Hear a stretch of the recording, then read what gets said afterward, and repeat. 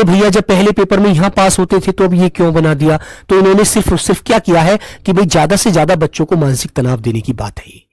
तो चलिए शुरू करते हैं। इसमें जो बदलाव हुआ है बेटा, पहले हमारा जो सामान्य ज्ञान आता था,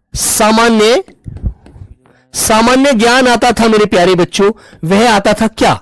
वह आता था मेरे बच्चों 40 नंबर का, लेकिन अब आएगा मेरे प्यारे बच्चों 30 नंबर का। अब कितने का आएगा? 30 नंबर का, जो प्री पेपर होगा, है ना मेरे प्यारे बच्चों। झारखंड सामान्य ज्ञान जो था, झारखंड सामान्य ज्ञान पहले आता था मेरे बच्चों आपका 50 नंबर का, और अब आएगा 60 नंबर का।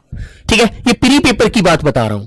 ठीक है, जो मेरे बच्चों गणित है वो पहले भी 10 नंबर का था और अब भी मेरे प्यारे बच्चों 10 नंबर का ही है।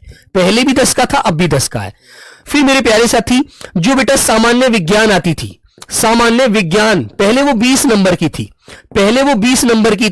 अब वो प्री पेपर में 10 नंबर की आएगी। ठीक है, और एक बेटा आपका पांचवा जो इसमें सिलेबस में टॉपिक खोला गया है वो क्या है? रीजनिंग खोला गया है मेरे बच्चों। अब रीजनिंग भी आपको तर्क शक्ति 10 नंबर की मिलेगी। अब वो भी आपको तर्क शक्ति कितने नंबर की मिलने वाली है?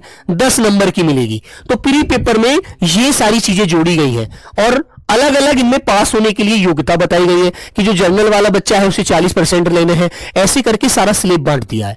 ओबीसी वाले को 33% लाने हैं, एससी वाले को 30% लाने हैं। तो इस तरह से मेरे बच्चों पास करने की भी बेटा जो सारणी है वो अलग बनाई है इस बार इन्होंने। ठीक है, फिर अब यहां पर तो बच्चा खुश है कि जी यहां तक तो सही है भैया। आगे की बात जो है, यहां पर बच्चा परेशान होता है दूसरे पेपर पे कि जी भैया जो दूसरा पेपर होगा हमारा उसमें क्या होगा? तो दूसरे पेपर में बेटा कुछ नहीं होना। दूसरे पेपर में इन्होंने क्या बात रखी है कि जिस प्रकार पहले 3 पेपर होते थे, प्री पेपर था उसमें, लेकिन वह प्री नहीं माना जाता था, वो तीनों पेपरों को ही शामिल किया हुआ था। इसमें 3 पेपर होते थे। पहला पेपर था बेटा जिसमें आपको 80 नंबर की हिंदी मिलती है, ठीक है, और मेरे बच्चों 40 नंबर की अंग्रेजी आती है। वो वही प्रक्रिया रहेगी दूसरे पेपर की, है ना।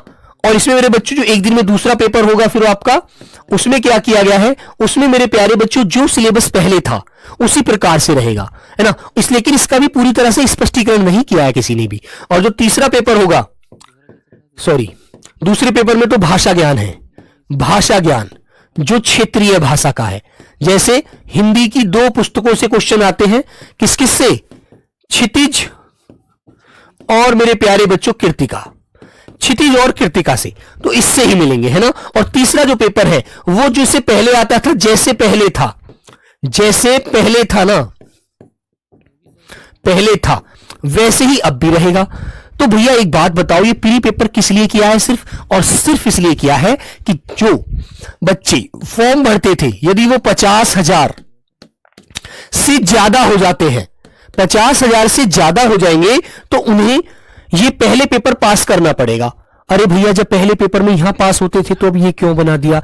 तो इन्होंने सिर्फ और सिर्फ क्या किया है कि भाई ज्यादा से ज्यादा बच्चों को मानसिक तनाव देने की बात है ये, है ना, कि पहले यहां 50,000 में लड़ो, यदि 50,000 से ज्यादा फॉर्म हो गए, और सीधी सी बात है यार, झारखंड राज्य मान लो कितना ही भी छोटा है तो लेकिन 50,000 फॉर्म तो भर ही जाएंगे।